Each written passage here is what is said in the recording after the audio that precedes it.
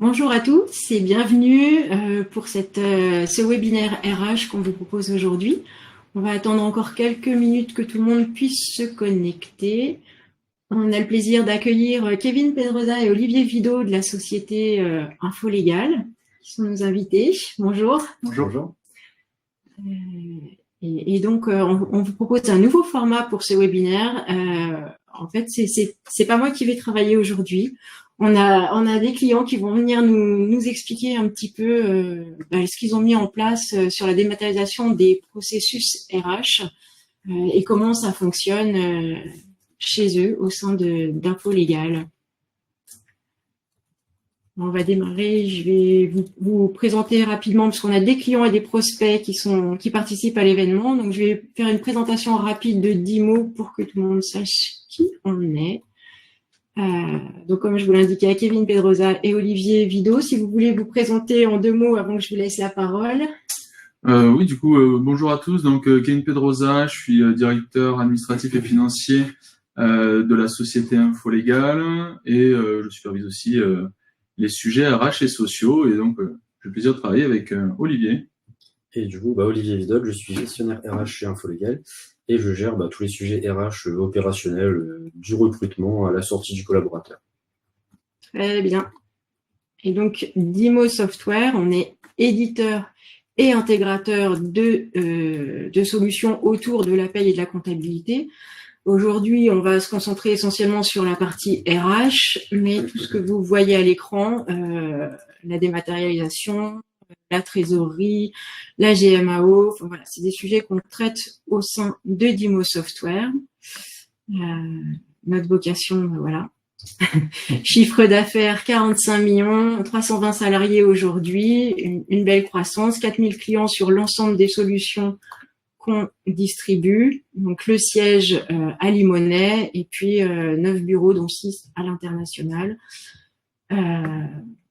Voilà la présentation de Dimo. Là, vous avez des références sur l'ensemble des solutions que l'on distribue. Et je termine rapidement parce que ce que vous voulez voir et entendre, ce sont Kevin et Olivier. Alors, je précise juste, on ne peut pas donner la parole, mais par contre, vous pouvez nous poser toutes les questions via le chat. Donc, n'hésitez pas. Adrien, vous voyez pas, prend les questions et on y répondra à la fin avec plaisir. Donc, Olivier et Kevin, je vous laisse la parole. L'idée, c'est que vous puissiez nous expliquer un petit peu au sein d'Infolégal comment se passe le parcours d'un collaborateur de son arrivée jusqu'au quotidien avec les applications Lucas que vous avez mis en place depuis 2018, ce qu'on disait ce matin. Donc vous utilisez pas mal de modules, mais je vous laisse nous expliquer tout ça. Je vous laisse la parole.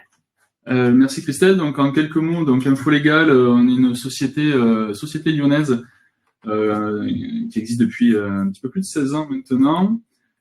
On est une centaine de collaborateurs ici à Lyon, du moins au sein de la maison mère Infolégal, ensuite avec quelques personnes qui vont être réparties sur la France, et depuis 2 ans et demi, une filiale dans la région de Strasbourg qui s'appelle Covline. Et en quelques mots, donc Infolégal, on va proposer à l'ensemble de nos clients, des entreprises, tout un panel de services leur permettant de piloter leurs risques avec leurs tiers, donc clients ou fournisseurs, des risques qui pourraient survenir durant une relation commerciale. Et donc, on va proposer un ensemble de services leur permettant de piloter leur risque de soldabilité, risque de conformité ou encore un risque de fraude. Et donc, comme je disais plus récemment, donc, on a fait l'acquisition d'une filiale à Strasbourg, Covline, qui, elle, développe un logiciel, Helloficash, qui vient appuyer notre cœur de métier historique qui est le risque de solvabilité, dans la mesure où il développe un logiciel de gestion du poste client, permettant donc de gérer tout le process de recouvrement, allant du scénario de relance et en passant par le suivi du litige et de l'éventuel contentieux. Donc voilà très rapidement le contexte. Donc je disais 100 personnes chez Infolégal, une vingtaine chez Covline. Donc on est sur une croissance des effectifs d'environ une quinzaine de personnes par an.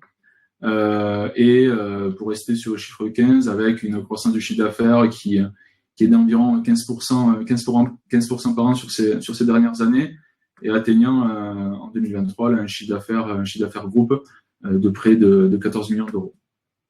Et donc aujourd'hui, ce qu'on vous propose avec Olivier, c'est de reprendre les principales étapes, disons, dans la vie d'un collaborateur chez InfoLégal, en partant avant même son intégration dans les effectifs, jusqu'à sa vie au quotidien, voire même la sortie du collaborateur.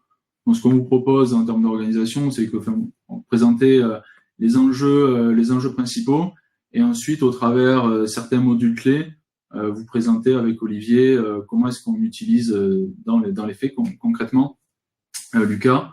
Et comme disait Christelle tout à l'heure, donc on utilise Lucas maintenant depuis 6 ans, et avec une utilisation petit à petit successive des différents modules proposés par Lucas, au rythme aussi des mises à jour. Initialement, on avait un enjeu fort de dématérialiser l'ensemble de notre process RH, et les enjeux premiers qu'on rencontre dans une jeune entreprise, qui était un dossier RH numérisé, la gestion des congés, ou encore l'envoi dématérialisé des bulletins de salaire. Ça a été notre point d'entrée sur Lucas, et ensuite que l'on a développé au fil du temps, avec aujourd'hui la majeure partie des modules proposés par Lucas, à savoir, dont je parlais du socle RH, des absences, du télétravail, des notes de frais, plus récemment Popli Formation. On utilise aussi rémunération, les entretiens, exactement. Depuis un petit peu plus d'1 an, voire peut-être 2 ans maintenant, le connecteur avec Silae, sachant que en termes d'organisation, donc on externalise notre paye au sein de notre cabinet d'expertise comptable. Et finalement, il était aussi important pour nous d'avoir un process RH robuste, tant en interne évidemment pour nous assurer et assurer à nos collaborateurs un environnement, un SIRH fiable, mais aussi vis-à-vis de notre expert comptable, de notre commissaire aux comptes, qui, dans l'exercice de leur mission, doivent aussi s'assurer de la robustesse des process dans les entreprises. Et donc, on a identifié, pour rentrer dans le vif du sujet, on a identifié 5 étapes clés dans la vie d'un collaborateur, disons. Le moment où le candidat est recruté, donc on sélectionne le candidat, il est recruté, mais il n'est pas encore dans les effectifs. Et en fait, à partir de ce point d'entrée, le candidat sélectionné a déjà un pied dans l'entreprise grâce à l'onboarding que l'on va mettre dans Lucas. En fait, dans Lucas, on va capitaliser dès la signature de la lettre d'engagement, on va capitaliser sur le process d'onboarding de Lucas que vous partagera tout à l'heure Olivier, permettant plusieurs choses. La première étant de collecter les informations du candidat pour préparer son intégration d'un point de vue administratif RH. Donc là, il va y avoir plusieurs utilités. En interne, nous, pour avoir l'ensemble des informations pour le paramétrage de ces différents modules, mais aussi pour la transmission des informations de notre expert comptable. Donc, comme je disais tout à l'heure, on externalise notre paye, ce qui veut dire que notre expert comptable doit aussi faire les entrées des nouveaux collaborateurs. Et donc, avec ce connecteur que l'on a avec Silae, leur logiciel de paye, ça nous permet, entre guillemets, en un clic, de leur transmettre l'ensemble des informations nécessaires à l'intégration d'un collaborateur, informations que l'on demande dans un formulaire RH aux collaborateurs. Et donc là, plusieurs intérêts. Donc aussi en interne, le fait de créer cette personne dans l'outil, dans Lucas, va permettre de commencer finalement la communication interne autour des nouvelles arrivées. Finalement, ça va permettre, dès la création du collaborateur, de partager le fait que telle personne arrive sur telle mission et éviter des situations qui peuvent être désagréables dans certaines entreprises, de passer devant un bureau et de ne pas savoir qui est ce collaborateur. Donc là, le fait d'avoir le trombinoscope et la mission, le manager, etc., permet déjà en amont, avant même que la personne arrive, de savoir qui nous rejoint. Et finalement, quand ensuite la personne nous rejoint, elle se rend compte déjà, dès les premiers instants, qu'on a préparé son arrivée. Et ça, en termes de ressenti collaborateur, de marque employeur, finalement, on vient, dès les premiers instants, on vient confirmer le discours que l'on a pendant notre process de recrutement, qui peut être perçu comme une promesse de la part du collaborateur, mais qui là se concrétise en lui disant, voilà, vous allez intégrer une entreprise où vous allez suivre un plan d'intégration, de formation qui est préparé avec les différents interlocuteurs qui sont déjà informés de votre arrivée. Et donc ça va permettre, dès les premiers instants, d'avoir une personne qui va prendre son poste de façon plus rapide, une meilleure prise en main de son poste, et de permettre tant aux collaborateurs qu'à l'entreprise d'avoir finalement un collaborateur qui entre dans les meilleures conditions, exactement. Pour que vous y voyez un petit peu plus clair, Olivier, si tu veux partager quelques modules. C'est ça, t'en as dit pas mal finalement, mais voilà, ce sera l'idée d'illustrer un peu tes propos, comment plus concrètement c'est mis en place. En l'occurrence, dès le recrutement finalisé, dès que nous on a sélectionné le collaborateur, on lui envoie, on l'intègre sur Lucas, et lui de son côté il reçoit un formulaire qu'il doit remplir, donc qui nous permet de collecter déjà les informations pour la création de son dossier, de son contrat et son dossier dans l'entreprise. Donc ça se présente sous cette format, donc une petite description et les informations principales qui sont disponibles sur le contrat et dans son dossier. L'idée étant, alors c'est une utilité double, c'est de faciliter la collecte des informations pour que ça aille plus vite, pour que dès qu'il arrive dans l'entreprise, tout est fait, tout est préparé et on peut lui remettre son contrat pour signature. Et d'un autre côté, lui, ça lui permet de savoir que voilà, le recrutement est bien acté, que l'intégration est en cours de préparation et que voilà, c'est en cours, on l'oublie pas en tout cas. C'est surtout en dessous. Et j'en profite en voyant notre formulaire de RH sous les yeux, c'est que là, je vois par exemple, on s'est arrêté sur diplôme et CV. Il y a des informations pour lesquelles des collaborateurs vont être plus rigoureux sur la collecte des informations avant même d'arriver ou dans leur premier jour, plutôt que une fois le quotidien prenant le dessus. Là, par exemple, parce que je me suis arrêté sur diplôme et CV, ça va être des informations qui peuvent être indispensables, notamment nous dans nos activités d'innovation pour des déclarations de crédit d'impôt recherche, innovation. Ça va être des sujets où on va devoir courir après, si on les veut, après coup, une fois que le collaborateur est arrivé. Déjà là, c'est un premier élément qui permet de gagner en efficacité en interne. Et après, je prends un petit peu d'avance.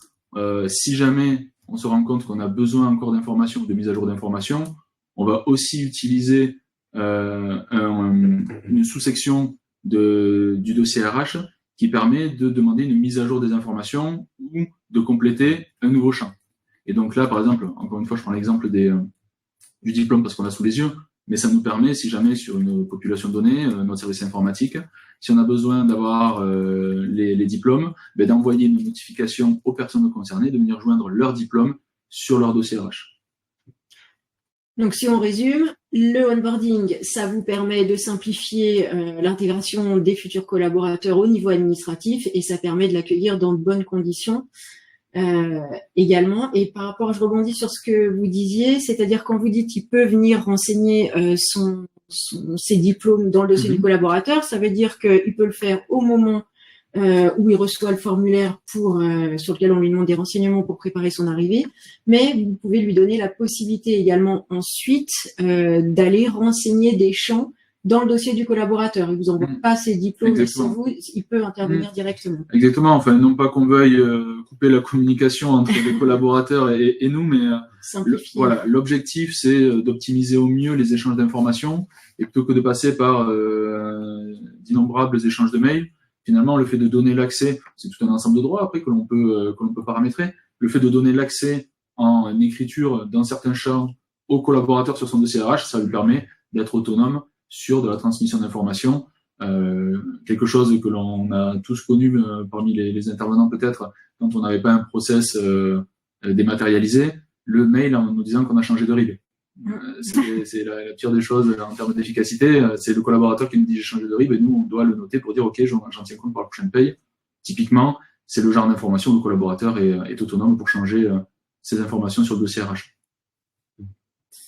Et du coup, toujours dans la préparation de l'intégration, du côté administrateur, du côté RH manager, il y a une autre fonctionnalité aussi où nous, on peut, dès le profil créé sur le cas, c'est créer une liste de tâches d'intégration. Donc, on peut attribuer à des différents responsables dans l'entreprise, responsable informatique, responsable du support informatique, responsable commercial et j'en passe, responsable RH également, pour justement chacun ait une deadline sur des missions propres d'intégration, donc sur la préparation du matériel informatique, sur la préparation du bureau, c'est tout bête, mais forcément si on prévoit pas ça, s'il n'y a pas une personne attitrée qui va préparer le bureau du collaborateur, il va arriver le jour J et c'est un peu la désillusion, il voit qu'il n'y a aucune préparation qui a été faite. Là, ça permet d'éviter tout ça et de faciliter et d'optimiser l'arrivée du collaborateur le jour J. Donc, je défile un petit peu, mais là, tout ça, de toute façon, c'est personnalisable. C'est des tâches que nous, on s'est créées en interne. Et l'idée, c'est de le faire en fonction du contexte de chacun, de l'entreprise de chacun. C'est personnalisable, mais c'est pour le coup, nous, une trame commune que l'on applique automatiquement à chaque nouvelle entrée. Donc, ça nous évite ce ne sont pas des tâches qu'on va créer unitairement les unes après les autres. C'est un paramétrage de notre process d'onboarding que l'on fait. Vous pouvez en créer autant que vous voulez, selon si vous avez un process d'onboarding différent pour un commercial qu'un développeur informatique, par exemple. Mais voilà, ça permet de se dire, OK, je n'oublie aucune tâche auprès de tel ou tel responsable pour qu'il puisse être notifié déjà dès la création de l'onboarding, qu'il sache qu'il y a une nouvelle personne qui arrive. C'est-à-dire qu'au moment où Olivier crée le collaborateur dans Lucas, finalement, dans notre exemple, le Thierry Guichard, il a l'information que le collaborateur va arriver. Et ensuite, il y a une deadline, donc là on a les dates qui apparaissent, de août, 17 août, finalement il y a des notifications, mail et sur l'outil, qui rappellent aussi au responsable de l'activité ce qu'il doit réaliser et sous combien de temps. Ok, donc ça c'est en amont de l'intégration du collaborateur. Exactement, c'est en amont. En fait, le formulaire d'onboarding qu'on a vu sous les yeux, finalement, c'est un petit peu notre fil rouge pendant les premiers mois d'intégration du collaborateur. C'est quelque chose qui permet de notifier certaines personnes avant même le début du contrat du collaborateur, et ça va jusqu'à la validation de la période d'essai. On couvre tout ce spectre dans l'intégration du collaborateur. Donc, ça veut dire que c'est aujourd'hui un process d'onboarding, il reste ouvert 3-4 mois selon les périodes d'essai de chacun. Okay. Et donc, comme je disais tout à l'heure, tous ces éléments-là, le fait de préparer en amont tout notre process d'intégration, vous l'avez compris en termes d'efficacité dans nos process, de communication avec notre expert comptable, etc. Mais il y a aussi un enjeu fort, c'est que le collaborateur récemment embauché, se rende compte que lui aussi a accès à son process d'onboarding et se rendre compte que en fait on a préparé son arrivée. Il n'arrive pas et on le jette pas dans un océan inconnu pour lui. Il est intégré avec un aspect de présentation. Aujourd'hui, nous, dans notre process d'intégration, on va avoir un tronc commun à tous les nouveaux collaborateurs qui vont avoir des présentations génériques des différents services, de façon à ce que chacun rencontre le maximum de personnes dans les premières semaines.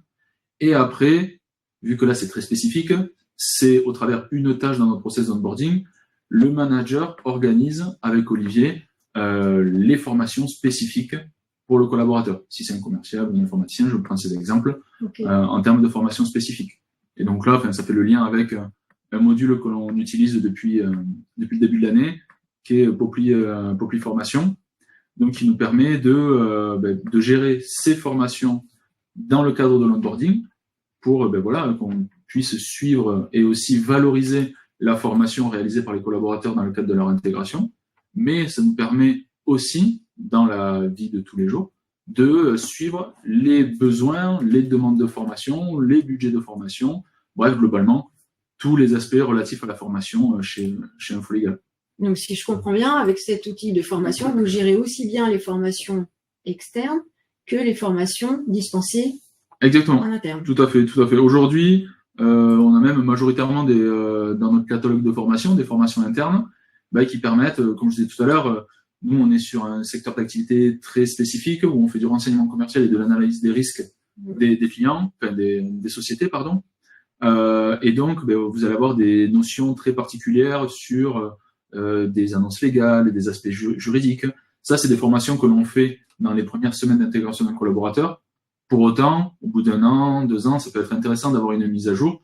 Bon, mais ça permet de gérer des classes, on va dire, de formation. Très bien. C'est ça. J'ai rajouté aussi sur en partage d'écran, donc ça se présente comme ça en fait. Sur Popli Formation, on a accès à un catalogue, enfin les collaborateurs ont accès à un catalogue que nous, au niveau administrateur RH, on alimente, donc avec des formations en interne ou externe. C'est d'ailleurs une particularité, on peut donner la visibilité sur uniquement des formations internes ou également sur les formations internes et externes. Donc ça, en fonction du budget alloué ou non sur les formations dans l'entreprise, ça peut être intéressant de bloquer la visibilité au niveau interne uniquement si besoin. Et en l'occurrence, donc on peut prévoir les formations, donc les rédiger toutes les process de validation des formations, proposer aux collaborateurs de choisir les formations qui les intéressent pendant leur vie dans l'entreprise. Donc ils ont accès constamment à ce catalogue. Et ça permet de développer leurs compétences professionnelles, puisqu'on propose avec des formateurs en interne plusieurs formations qui sont pertinentes pour leur fonction, notamment.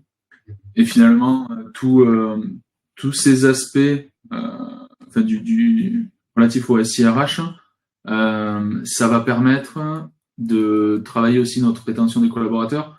On se rend compte qu'on a une meilleure prise en main des postes, des missions par nos collaborateurs. Quand avant, il fallait X semaines pour qu'un, je prends toujours ces exemples, pour qu'un développeur ou un commercial soit pleinement autonome sur son poste. Bon, mais finalement, le fait de mettre des efforts dès le début sur une meilleure intégration, on se rend compte qu'on a une prise en main globale plus rapide de nos collaborateurs. Et finalement, tout ça, ça va venir globalement nous aider à réduire notre turnover. Ça va nous permettre d'augmenter aussi la fidélisation de nos collaborateurs. Ça va nous permettre aussi, on le voit de plus en plus, d'avoir pas du référencement, mais du fait d'avoir des collaborateurs qui parlent d'infos légales autour d'eux et amènent des connaissances chez nous, parce qu'on rencontre, comme tout le monde, entre guillemets, autour de la table, des difficultés de recrutement.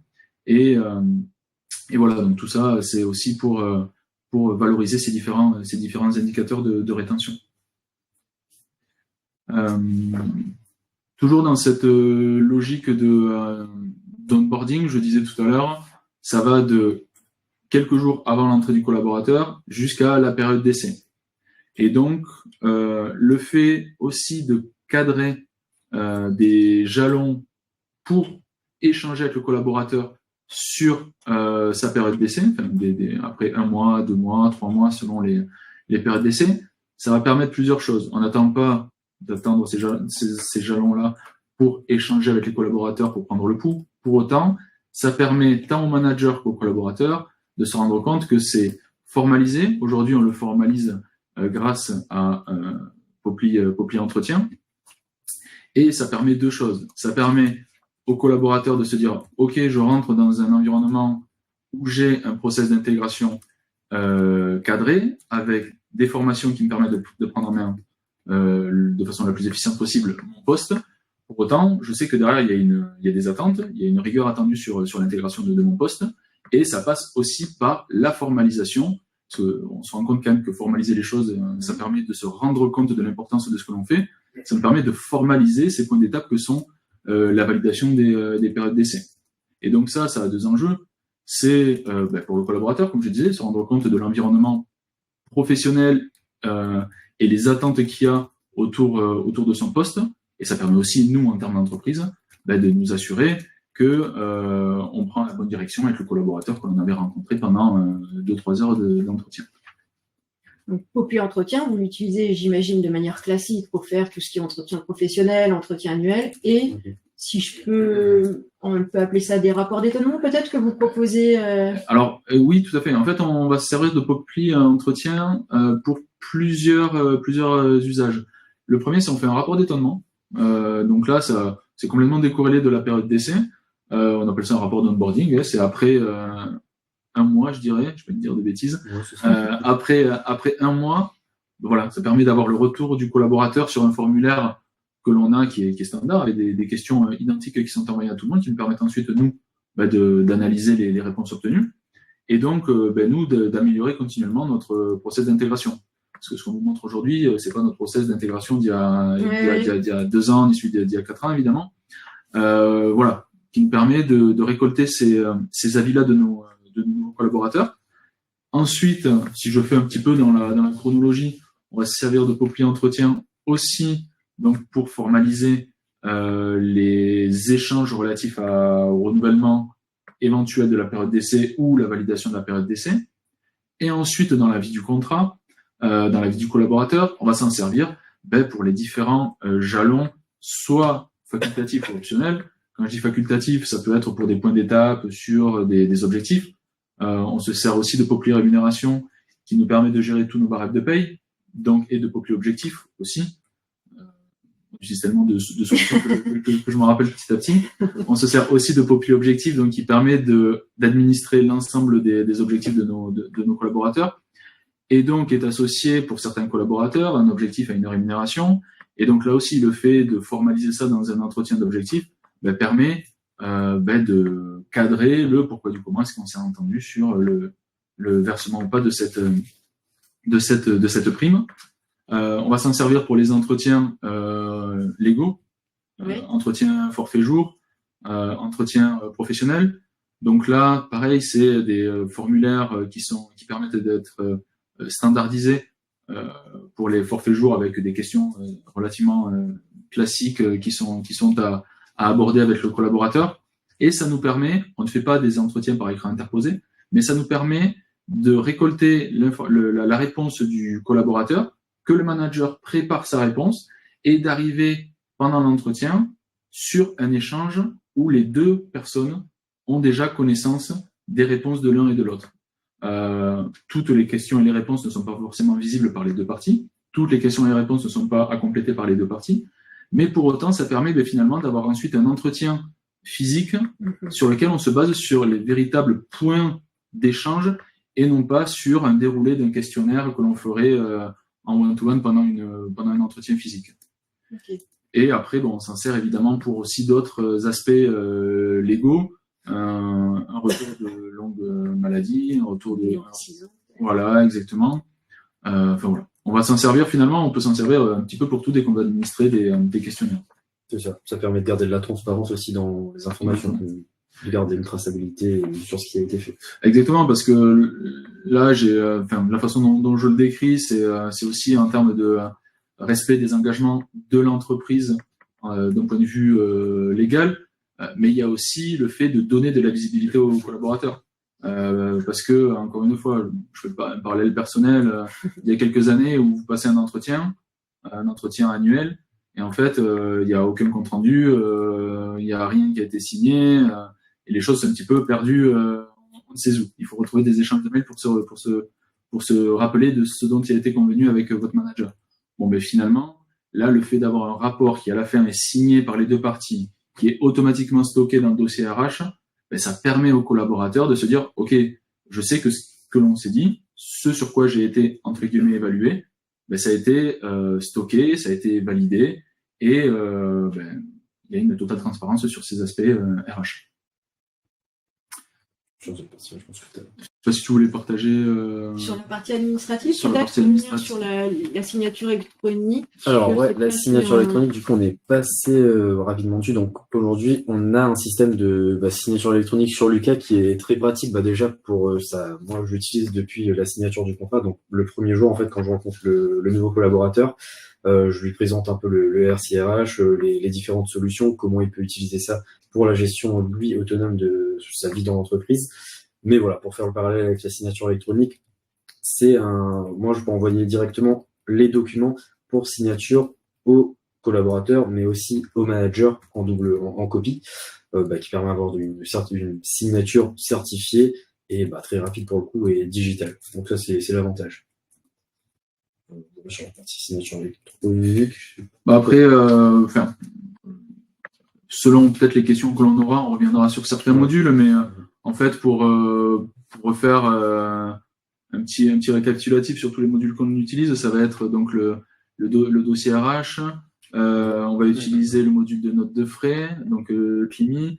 Dans Climi, on utilise les cartes bleues Lucas. Donc ça a été aussi une belle avancée. Climi, ouais. Les cartes Climi, oui, tout à fait, qui permettent à certains collaborateurs, finalement, de ne plus avancer de fonds personnels et de déclarer une note de frais. Ils le font, ils déclarent les frais engagés avec la CB Pro. Mais voilà, ça permet aussi de donner encore plus d'éléments de réassurance à certains collaborateurs.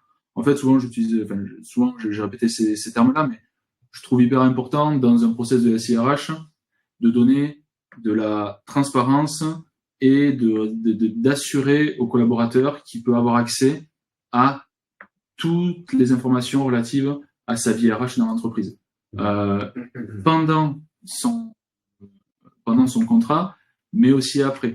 Je dis aussi après parce qu'on utilise aussi le module de bulletin de paie qui est accessible, je vais pas dire de bêtises, mais pendant de longues années, à un collaborateur qui serait parti. Et donc voilà, c'est tous ces éléments qui permettent d'assurer, parce que c'est un gros sujet, les aspects RH dans les entreprises, d'assurer le collaborateur sur ces différentes notions-là, et plus globalement dans la stratégie d'entreprise, de se rendre compte, ok, je suis dans une entreprise où un process qui, dans certains cas, peut être un petit peu archaïque, et ici dématérialisé, avec un partage d'informations fluide entre les différentes personnes. Bref, ça va venir aussi réengager le collaborateur dans son poste. Et donc, on disait tout à l'heure, on utilise le module de Popli rémunération, des formations, des absences.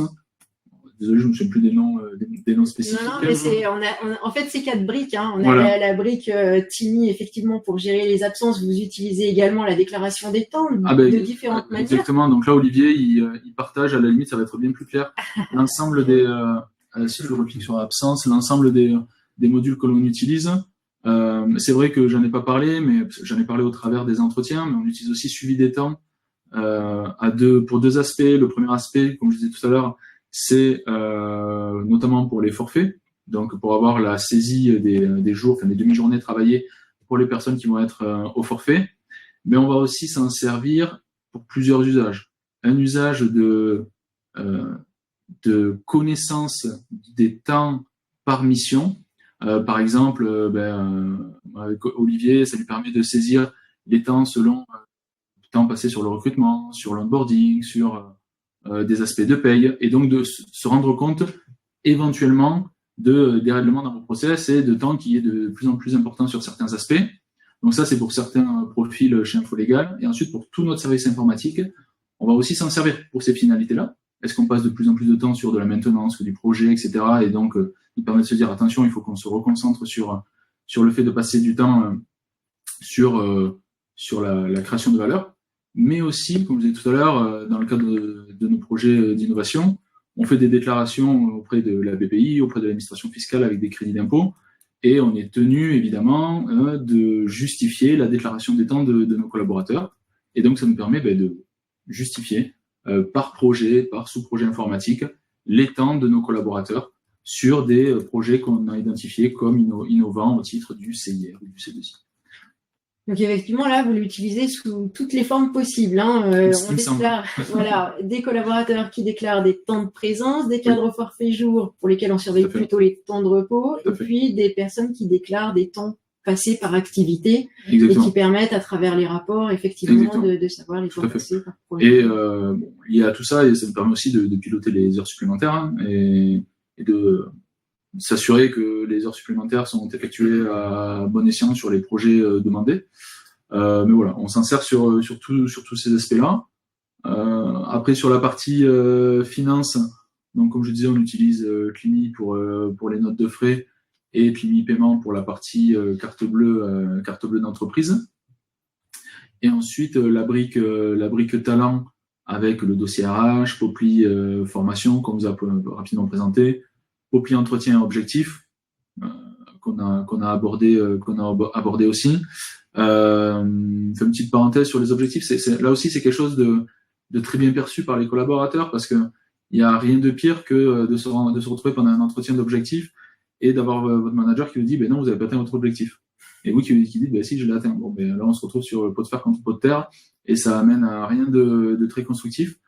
Là, le fait d'avoir votre formulaire et votre suivi d'objectifs avec des étapes clairement définies en se disant, si j'ai atteint l'étape 1, j'ai 25%, l'étape 2, 50%, etc., etc.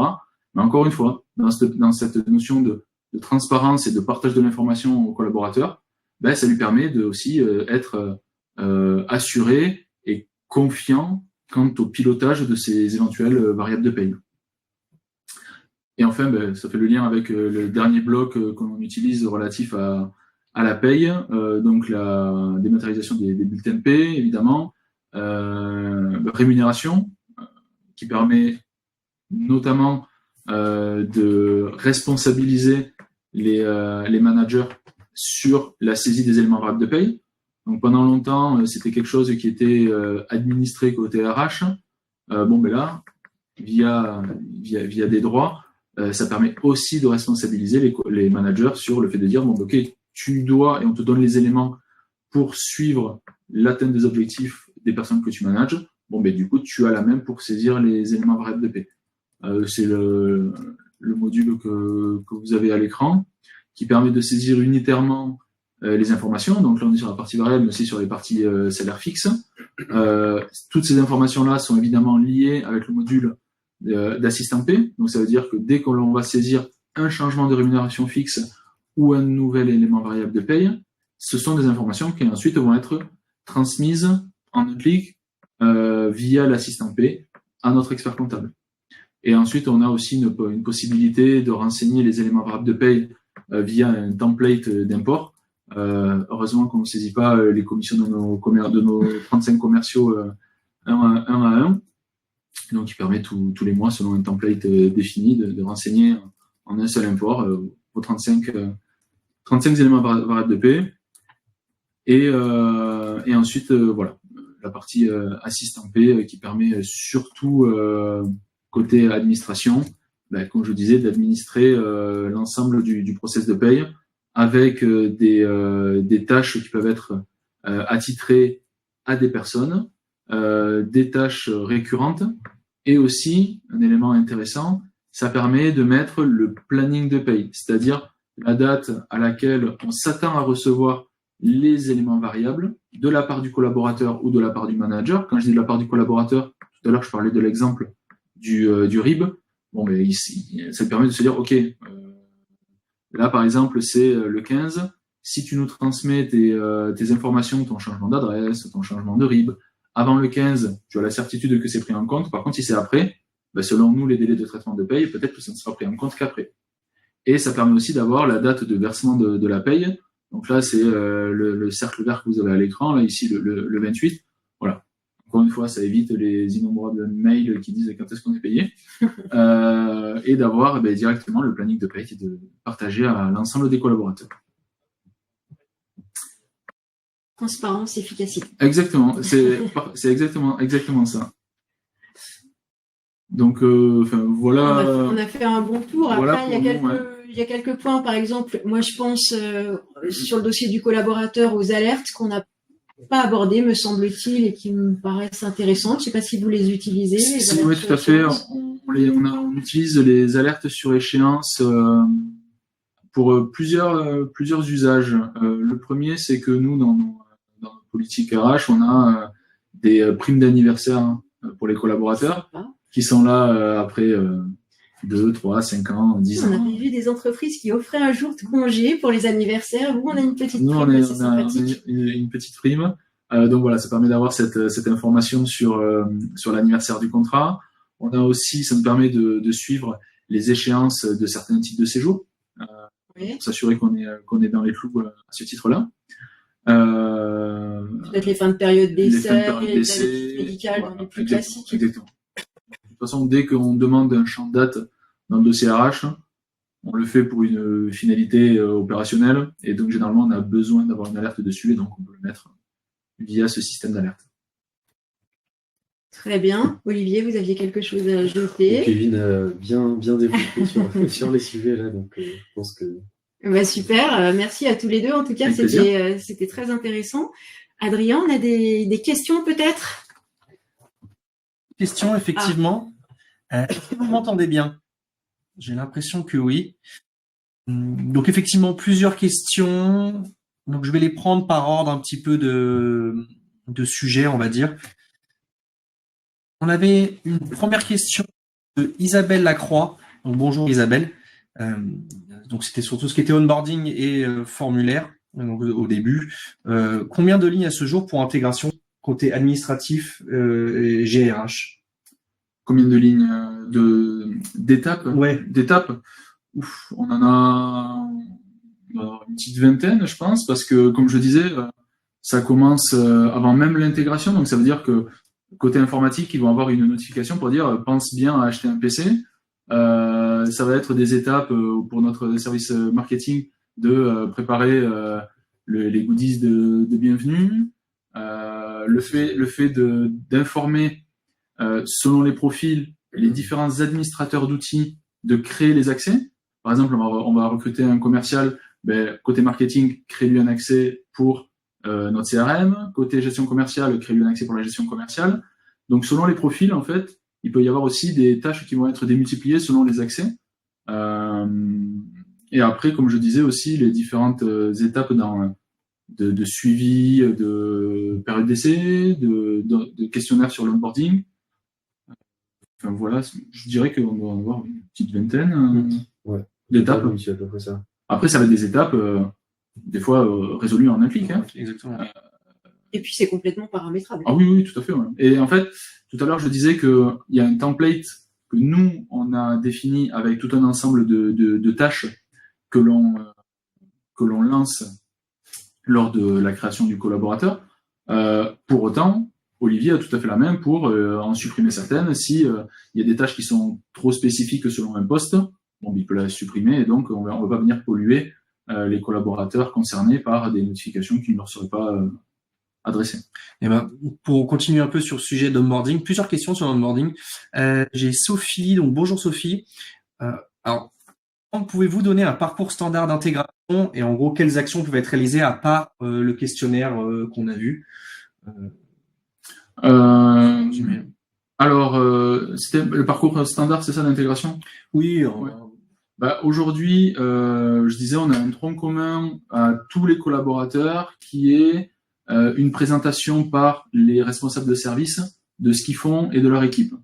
Et donc, ça permet déjà à un nouveau collaborateur de rencontrer finalement chaque responsable de service, d'en apprendre un petit peu plus sur qui fait quoi. Donc ça, c'est quelque chose de standard et de partagé à tout le monde.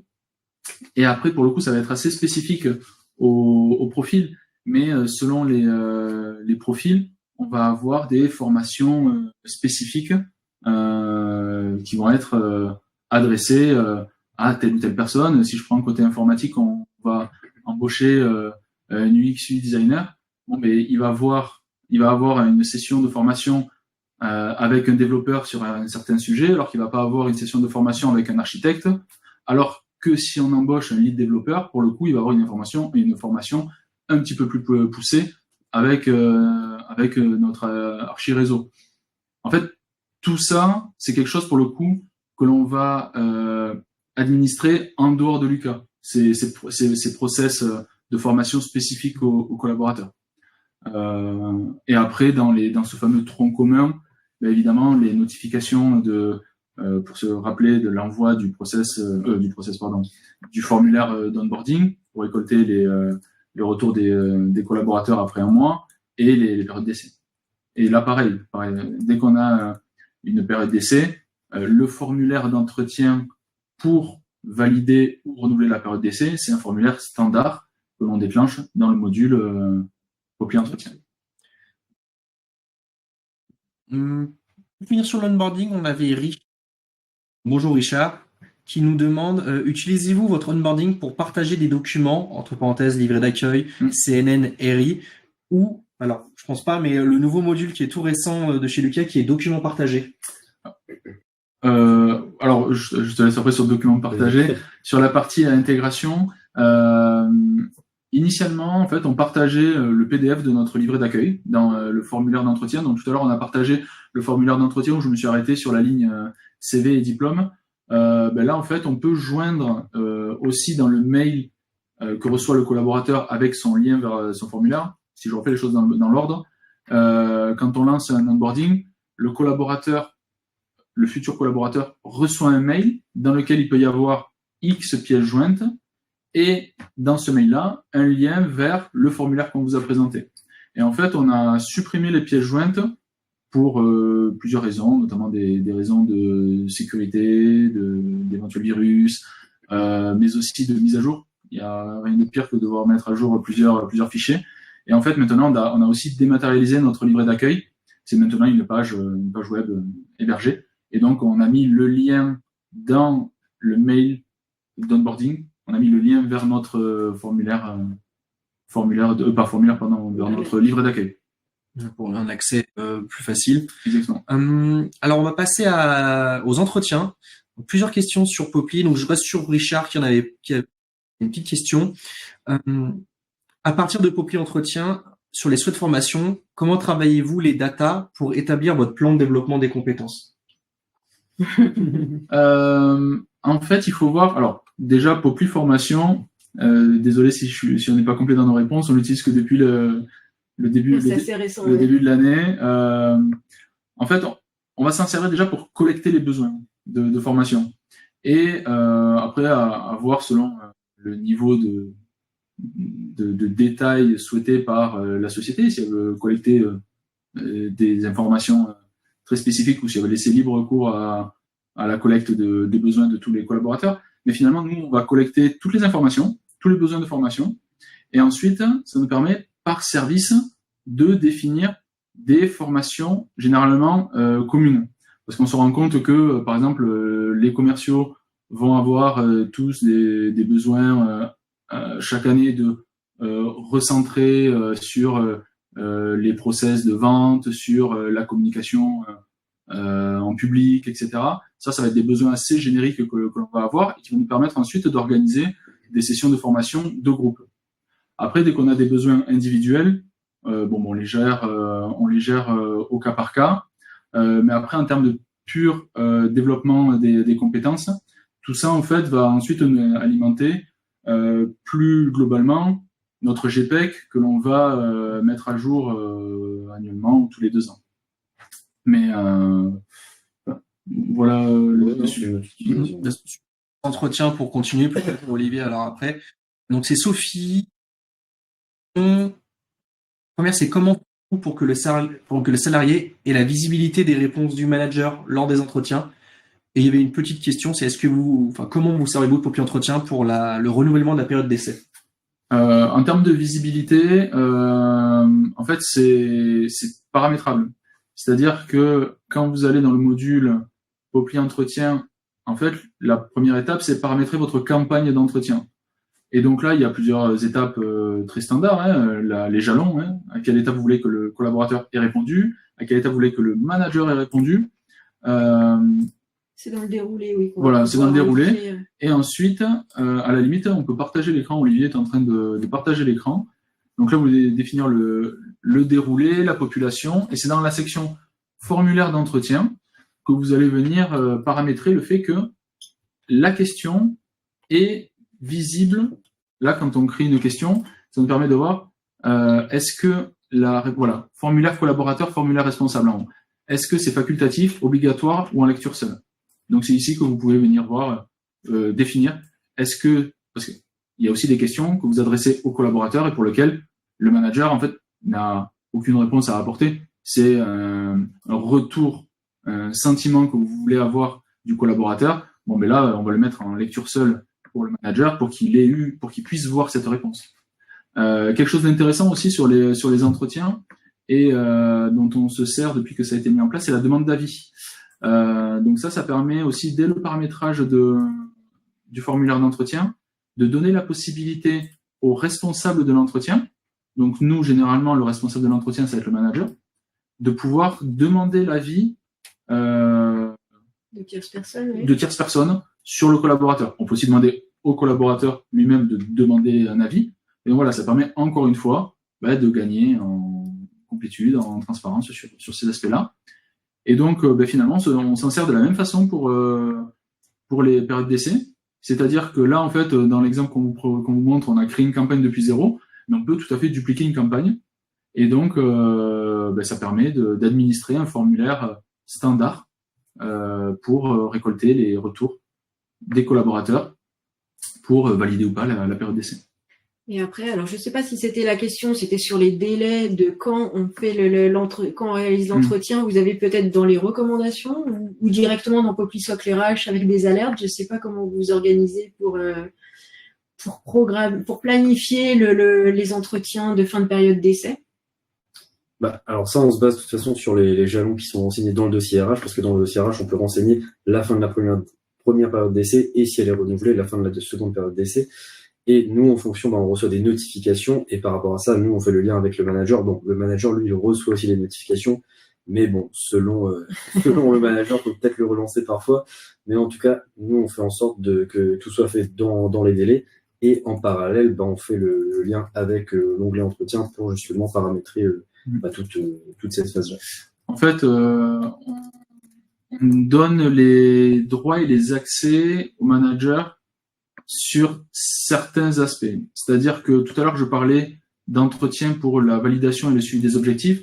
Là, le manager, il est tout à fait autonome. Il se duplique sa campagne d'entretien. Il n'y a pas de sujet. Pour des questions plus sensibles comme là, la période d'essai, le retour de maladie, etc., le manager est notifié, Olivier est aussi notifié, mais le formulaire et le contenu que l'on veut adresser, là, c'est nous qui gardons, qui gardons la même, exactement. Et ensuite, on s'en sert. En fait, on va se servir soit des recommandations pour avoir, donc là, dans les recommandations pour connaître selon certaines dates, le fait de se dire attention, il faut que tu penses à faire un entretien. Après, dans tous les cas, ça c'est quelque chose qu'on avait mis dès le début dans notre process d'onboarding. On avait mis une étape d'entretien pour la période d'essai. Et en fait, en le disant à haute voix, je me dis que ça sert pas à grand chose, sachant qu'on a une recommandation ici. Et top. Alors, une question, donc là, ça va être à toi, Christophe. Donc, c'est Serge. Donc, bonjour Serge. La saisie des temps est disponible via une appli mobile. Oui, alors je vois, il pouvait répondre aussi. En fait, on a une application mobile qui regroupe la brique Timmy, en fait, sur laquelle les collaborateurs pourront déclarer leur temps, mais ils pourront également déclarer leur télétravail ou leur lieu de travail et poser des congés. C'est l'application Timmy qui regroupe les 3 modules. Et pour information, je mets pas une casquette commerciale d'IMO. Il y a aussi un add-on qu'on peut mettre sur les navigateurs qui permettent de déclencher un chrono sur une tâche. Donc ça peut être utile quand il y a une succession ça sert pour tout. S'il y a une succession de petites tâches ou si on se lance sur un projet, on ne sait pas trop quand sera la fin. En fait, une petite extension sur Chrome qui permet de lancer le chrono. Et après, de toute façon, pour des questions de facilité de suivi des temps et des heures sup, on peut mettre un créneau de temps, c'est-à-dire dire qu'on suit les temps aux 5 minutes, aux 10 minutes, au quart d'heure. Et comme ça arrondit sur la saisie des temps. Évidemment, je ne suis pas le seul commercial d'IMO, il y a aussi Richard qui envoie les liens pour ça. Super, il me reste une dernière question. Concerne cette fois la rémunération. Donc, dans votre module rémunération, réintégrez-vous les éléments de paye de votre prestataire? Prestataire externe, j'imagine. C'est-à-dire que si on fait appel à une société d'intérim, par exemple. Ok. Donc non, on gère pas l'externe dans Lucas. On ne gère que les collaborateurs en contrat. Sachant que c'est pas, prestataire de paye. Prestataire de paye. Alors je sais pas si je suis pas sûr de comprendre la question. Ouais, je suis pas sûr de comprendre non plus prestataire de paie. Enfin, en tout cas, pour terminer là-dessus, nous dès qu'on a une personne externe qui est mise à disposition par une société. Ah, d'accord. Si notre paie, oui, tout à fait, est externalisée. Donc ça veut dire que nous, on renseigne, j'espère bien répondre à la question, on renseigne tous les aspects de paye, salaire fixe, salaire variable, dans Populi Rémunération. Et ensuite, via le module d'assistant paie, tout ça est envoyé à notre cabinet d'expertise comptable. Eux utilisent Silae, et donc on peut utiliser le connecteur qui est entre les deux. J'espère avoir répondu à la question. Sinon, Oui. Richard, on pourra échanger de vive voix si vous le souhaitez. Bon, il est quasiment midi. Donc, bah, si jamais vous en avez, n'hésitez pas à les poser même à la suite. On les récupérera et puis Christelle ou Olivier, Kevin reviendront vers vous. Mais je pense qu'on peut clôturer la session. Et ben, j'espère que ça vous a plu. Moi, j'ai trouvé ça très intéressant. Un grand merci à tous les deux. Avec plaisir, merci à vous. C'était top de vous avoir avec nous. Merci à tous pour votre attention. Une dernière. Quel est l'effectif des entreprises? Ouh là là, alors c'est très très variable ça. On a, je pense que nos plus petits clients doivent avoir peut-être 5-6 collaborateurs. Et on a des grands groupes, le groupe Hachette, le groupe CETEC, on a plusieurs milliers de collaborateurs. Donc c'est vraiment, les applications peuvent vraiment s'adapter à toute taille d'entreprise. D'ailleurs, on n'en a pas parlé, mais vous avez intégré une entreprise en cours de route, les paramétrages étaient différents, les payes étaient différentes. Enfin vraiment, on peut s'adapter à tout. Bah, pour vous donner un titre d'exemple, moi quand j'ai mis en place Lucas, il y a 6 ans de ça, on était 35 personnes. Aujourd'hui, on est 2 établissements, un de 100, un de 20 personnes, sur 2 conventions collectives différentes, sur 2 droits différents. Hein, je disais, notre filiale est à Strasbourg, donc sur le régime Alsace-Moselle. Et en fait, ça a toujours répondu à notre besoin du début jusqu'à maintenant. Donc voilà. Et ben, un grand merci pour votre attention et un grand merci à Info Légal, Kevin et Olivier. Bonne journée à tous. Bonne journée. Bonne journée. Au revoir.